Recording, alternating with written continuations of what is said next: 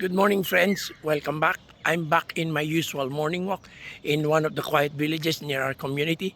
And just for you to get the look and feel of this village, let me just pan my camera.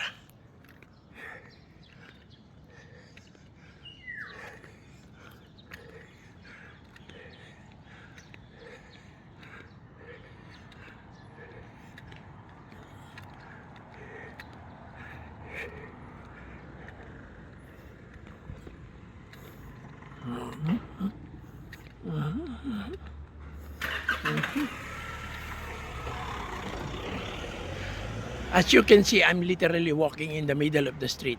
That's how quiet this village is. Actually, this is just one of the two villages where I do my 10,000 steps walk. And yesterday I was able to clock in at 14,764 steps. The weather was good yesterday, early on. So I had a good walk. So let's just hope that the weather will be fair today so we can cover more areas.